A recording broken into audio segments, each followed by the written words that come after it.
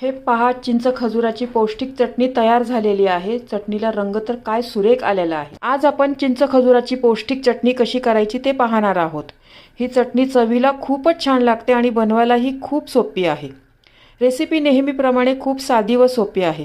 या चटणीमध्ये चिंच, खजूर, गूळ असल्यामुळे अतिशय पौष्टिक आहे। चिंचामध्ये विटॅमिन सी तसेच खजूर आणि गुळामध्ये लोह असल्यामुळे ही शरीरास चांगली आहे।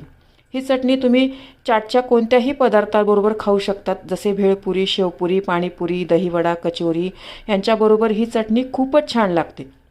ही चटणी एकदा बनवली तर फ्रीजमध्ये 1 ते 1.5 महिने चांगली राहते व फ्रीझरमध्ये 5 ते 6 महिने टिकते।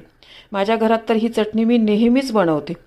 ही चटणी कमी साहित्यात झटपट बनणारी आहे। चला तर ही पौष्टिक चिंच खजूरची चटणी कशी बनवायची ते पाहूया। पहा, आपली मस्त चटपटीत चिंच खजूरची चटणी तयार झालेली आहे। ही चटणी तुम्ही कोणत्याही चाट बरोबर खाऊ शकता, जसे पाणीपुरी, शेवपुरी, भेळ, दहीवडे, कचोरी। तुम्ही ही चटणी घरी नक्की करून पहा आणि कशी झाली हे मला जरूर कळवा। मला एक टिप सांगायची आहे। चिंच खजूर तुम्हाला लवकर भिजवून पाहिजे असेल तर तुम्ही साध्या पाण्यात न भिजवता गरम पाण्यात भिजवा, 2 तासात भिजेल। पूर्ण रेसिपी पाहण्यासाठी माझ्या फोटोच्या खालील त्रिकोणावर क्लिक करा, जेणेकरून तुम्ही त्या रेसिपीवर जाल।